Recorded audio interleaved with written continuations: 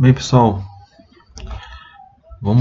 resolvi gravar um vídeo aqui explicando alguns tópicos das aulas para os senhores para tirar algumas dúvidas, tá? É um vídeo simples, pequeno, mas que vai auxiliar os senhores aí na dúvida dos senhores, ok? A nossa disciplina ela foi dividida em 4 tópicos. Tá? O primeiro tópico fala sobre a contextualização histórica e o surgimento da defesa civil no Brasil.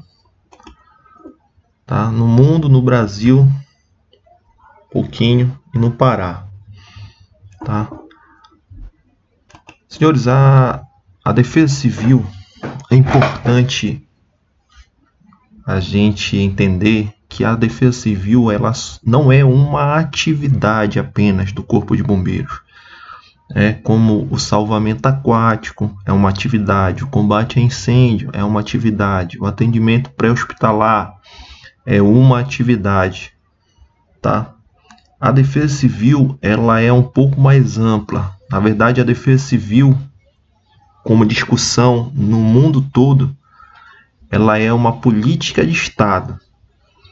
Ainda há muita coisa para mudar no nosso contexto, no nosso estado, na região norte em si, mas no nosso estado em particular. Mas a defesa civil ela não é uma atividade do bombeiro, ela é uma política de Estado, tá? Ou deveria ser uma política de Estado, porque ela envolve muitas coisas, tá? Ela é uma área multidisciplinar e ela envolve principalmente ações estratégicas, né? Ações políticas estratégicas para a redução de risco de desastre.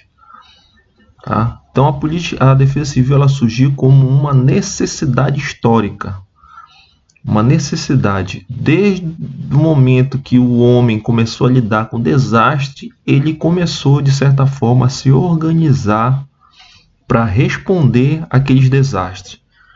Tá? Então ela nasceu como uma necessidade. As primeiras forças de defesa civil surgiram na Segunda Guerra Mundial.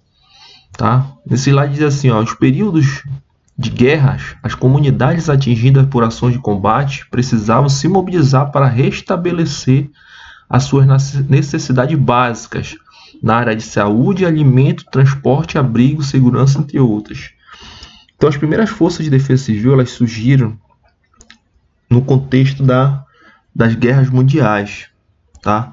Onde as sociedades impactadas pelas mazelas da guerra começaram a se organizar para se defender, né? A sociedade civil organizada, tá? Para se defender das mazelas que vieram decorrentes das guerras. Aí aqui eu coloquei algumas imagens para vocês terem uma noção do teatro, né? Do cenário dessas guerras. Sempre foi um trabalho realizado pela soma dos esforços dos órgãos públicos, entidades privadas e pela população. Então os grandes desastres, pessoal, senhores, eles não atingem uma determinada pessoa, uma determinada família. Os grandes desastres eles atingem uma comunidade, uma sociedade. Dependendo da magnitude desse desastre, vai atingir vários órgãos, tá? Públicos, privados e a população como um todo. Então, nada mais justo do que essa população se organizar para se defender, para tentar se ajudar. É o que nós estamos vivendo, por exemplo, agora no contexto da pandemia. Então, você vê no contexto da pandemia, várias pessoas, entidades públicas, privadas, principalmente empresas, se organizando para ajudar aqueles que estão mais necessitados, ou seja, aqueles que estão mais vulneráveis ao desastre, à pandemia. Tá? Então, aqueles que estão menos vulneráveis se organizando para ajudar os que estão mais vulneráveis aos impactos da pandemia, no caso do desastre.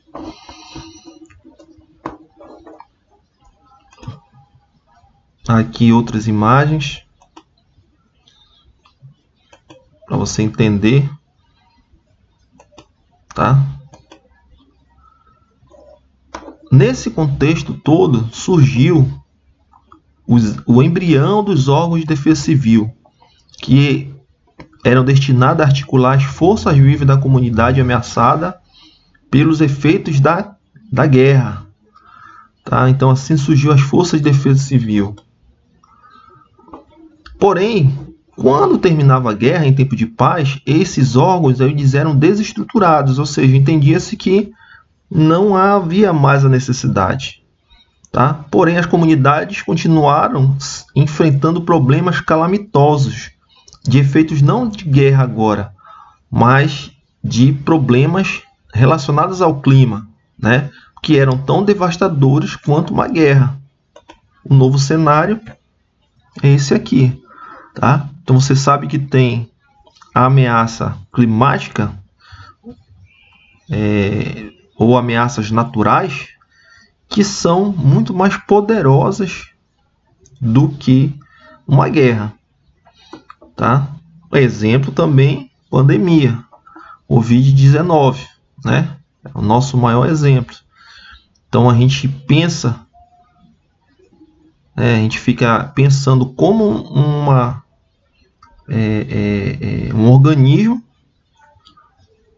invisível, né, aos olhos nu, é capaz de matar tanta gente, de deixar a humanidade de joelhos. É isso que é a verdade, né? O vírus está deixando a humanidade de joelhos, tá? Então, o poder da natureza, né? Com uma pequena coisa, um pequeno organismo, uma pequena criatura, vamos dizer assim, tem a capacidade de destruir ou de acabar com a humanidade, tá? Se nós não soubermos enfrentá-lo, é claro. E esse é só um exemplo, mas nós temos outros, tá? Outros exemplos aqui da força da natureza. Qual é a dificuldade, pessoal, dessas primeiras forças de defesa civil? A falta de preparo e entrosamento entre os setores dificultava sua atuação e mobilização. Tá? Assim, as nações viram-se obrigadas a reativar os órgãos cujo objetivo era restabelecer medidas para o emprego racional de recursos através de uma estrutura eficaz na defesa comunitária. E aí voltaram a mobilizar as forças de defesa civil agora como órgãos, né, permanentes, para que pudessem desenvolver constantemente estudos, técnicas para enfrentamento de desastres, sejam eles naturais ou tecnológicos. Tá? Então esse é o surgimento das primeiras forças de defesa civil.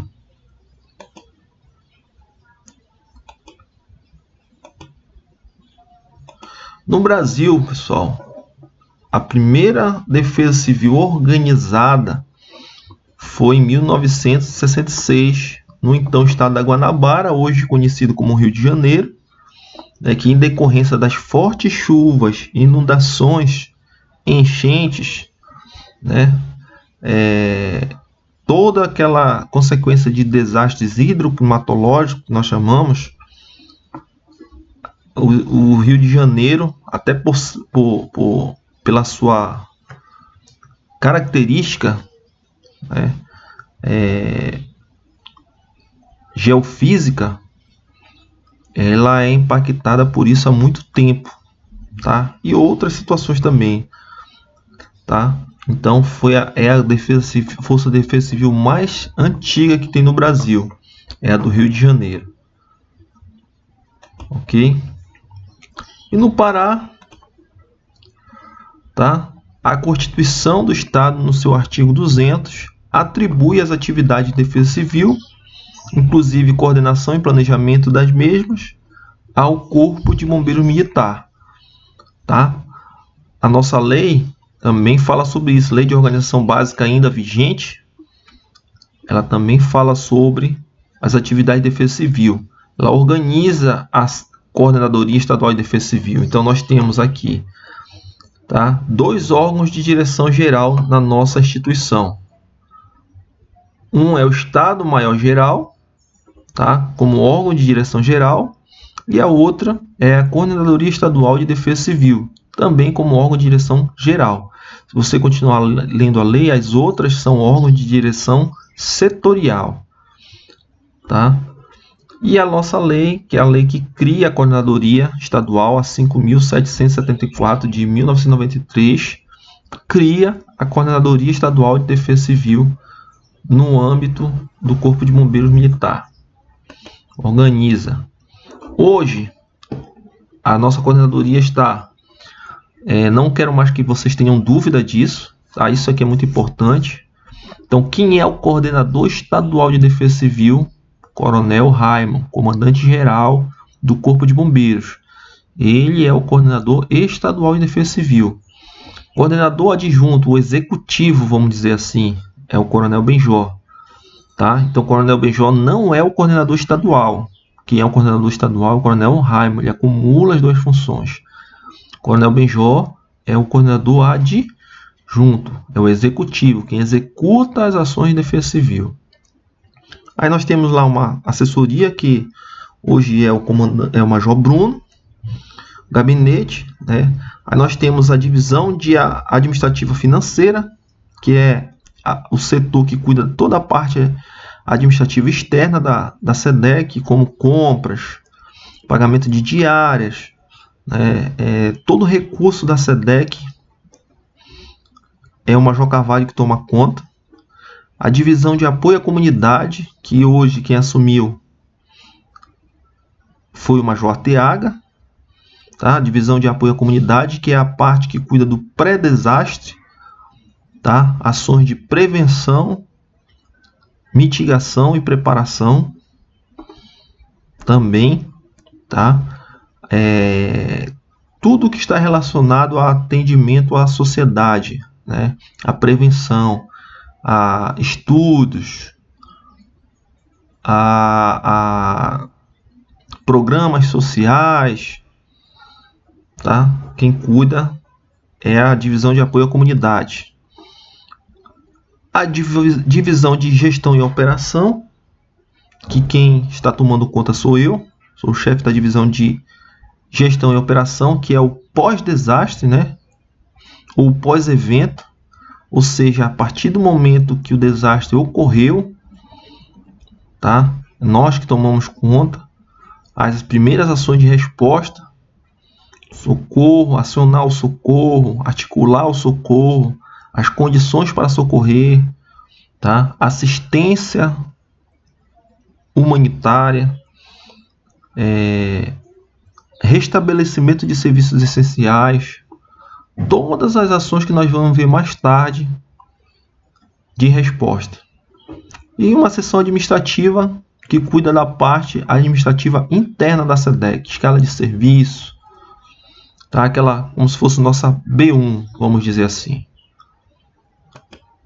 Ok?